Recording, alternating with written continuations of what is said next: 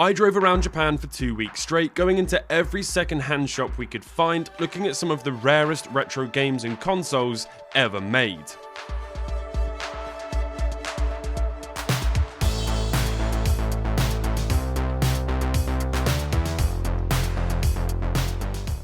Over the next couple of months, I'll be taking you guys along the journey with me as we explore this beautiful country and see what insane stuff we can buy. These videos were made entirely possible by Sendico. They're a service which allows you to buy all of the things you love from Japan and ship it in one box to your door anywhere in the world. But more on them later. This is episode 5. We are on the road again, heading to some more of the same shops. We had a really nice stay in a hotel in Lake Biwa, however you say it. And yeah, we're in the middle of another rural area, so hopefully these secondhand shops are going to be as good as they were yesterday. We've got a few that aren't hard off, and then we've got one that is. Without any further ado, let's go.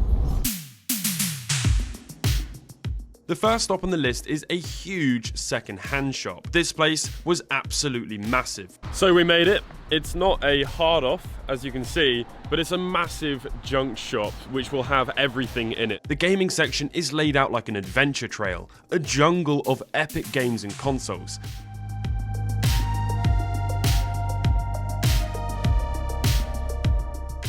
I found these big box DS games which were full of goodies inside, and I'd never seen these before.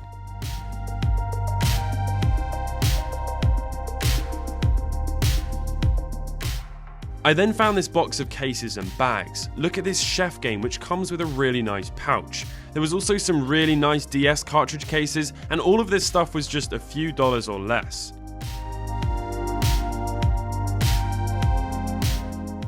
There was even a pouch for a Wii remote. Look at this lovely soft Pokemon Sun and Moon bag. These are the kind of bargains I love.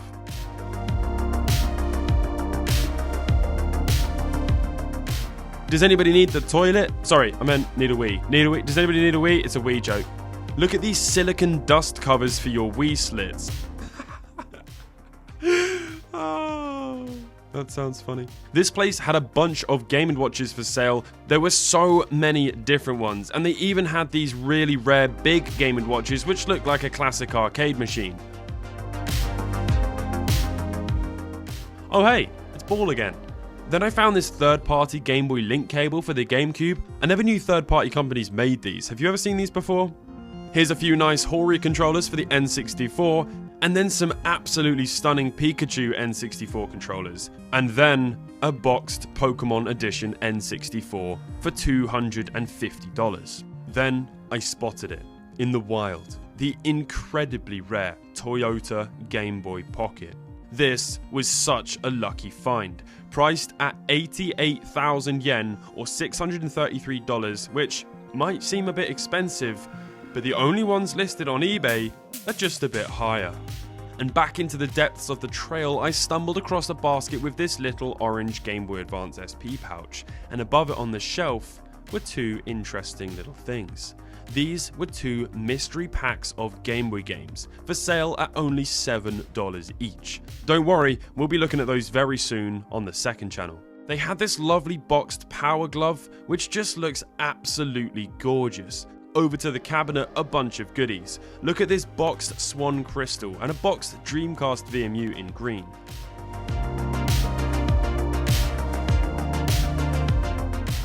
And then we found this DS game, priced at 49,000 yen, which seems outrageous. These games are $20 to $30 each on eBay, but for some reason, these specific boxed Japanese versions are worth a fortune.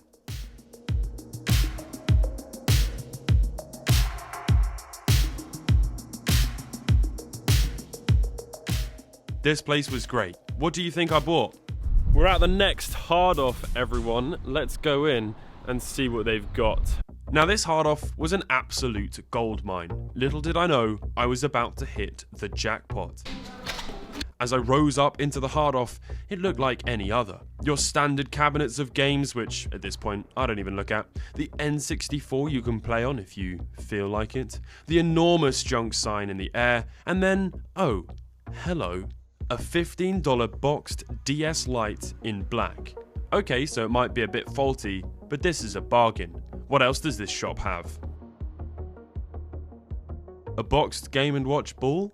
But what's that? Hello there. A Toys R Us Game Boy Advance. Boxed. We'll come back to that. I found this really cool cassette head cleaner by Audio Technica and a crazy man with a top hat who found a megaphone. And what's this? Game Boys hanging up for a very reasonable price. They all look to be in working order. And most importantly, the screens look perfect.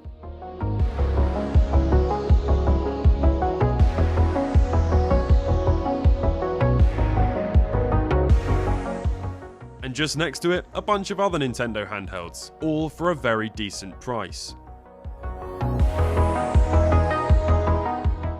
Here's a boxed Club Nintendo Gold Wii Nunchuck for $25, and this Game Boy Advance link cable for the GameCube for $3. Look at this tiny stubby Wii Nunchuck. I found this absolutely adorable. Does anybody know anything about it? I had to buy it. I also found this Club Nintendo Mario themed lanyard pack, and a Club Nintendo Animal Crossing DS card game holder, both for less than $10.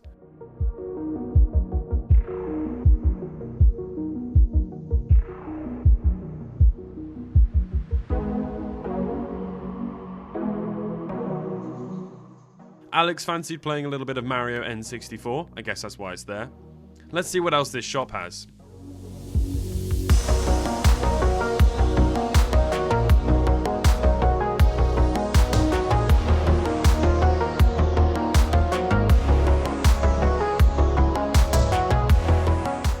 Here's a Zelda-themed Nintendo Switch controller in the style of a GameCube controller, which was made by Hori. And this weird little PlayStation controller, also made by Hori. What does this do? I found a massive boxed Super Scope for the Super Nintendo. I've always thought these looked just so cool. I stumbled across a bucket with some cases and I found this really nice little pink DS Lite pouch. Okay, back to the Game Boy. A boxed midnight blue Toys R Us Game Boy Advance worth hundreds, which they had for sale at just $55. Of course I bought this.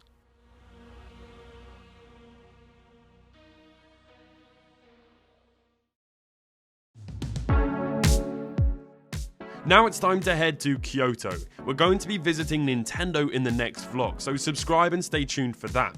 But there's still lots to be done in this video, so let's head to another game store.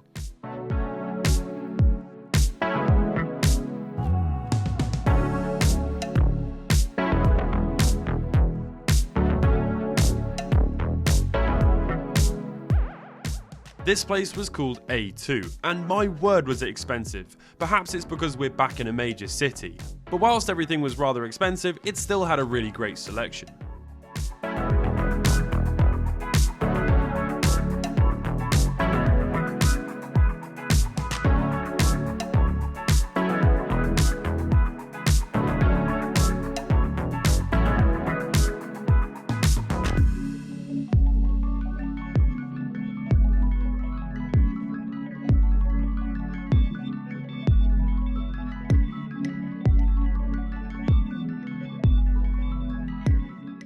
Lots of very nice WonderSwan stuff for sale, and then I found this little gem, a DS branded cleaning cloth.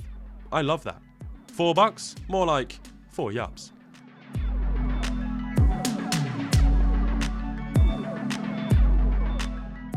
I found this really cool boxed Nights into Dreams Sega Saturn game, which came with this epic controller, and also a clear Dreamcast keyboard, which looks clearly amazing. Sorry, I'm really sorry.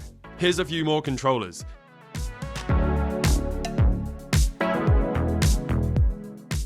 They had a Starlight Gold PSP, which looks so nice. I really want one of these, but for me this one's just a bit too expensive. Okay, last few things and then we're off on an epic adventure. Right, we're doing a little bit of late night sightseeing. Hang on, Alex, what's this called? Fushimi Inari Taisha. Okay. Fushimi Inari Shrine. Fushimi Inari Shrine. Right, so apparently this is quite famous, and to be honest with you, I recognise it, so here we go. This is a truly magical place. The Fushimi Inari shrine contains thousands of these orange gates called Torii gates, and they've created this network of tunnels which climb up the side of the 233 meter tall Mount Inari.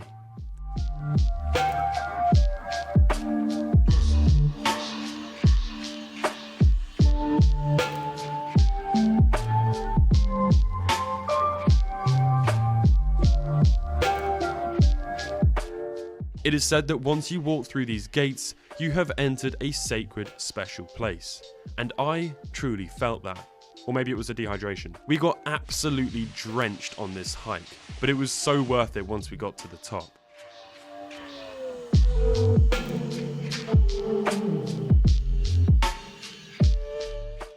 We're still going. We made it to the top. Absolutely beautiful up here. Incredible. Honestly, what a magical thing. Like, and even at the top, there's still like more to explore. But I'm absolutely soaked wet through right now. But I mean, it's just incredible. It's just incredible. That is going to be it for this video. A massive thank you to Seneko for making this entire series possible. If you want to buy epic items from Japan but might not be able to get there anytime soon, visit Seneko in the link below and use their fantastic service to buy items from Japan, and they will put them all in one box and send it to you for a very reasonable and competitive price. This is how I've gotten my hands on some of my rarest items. I cannot wait to show you what I get up to in the next episode, so subscribe and stay tuned, and I'll see you very soon.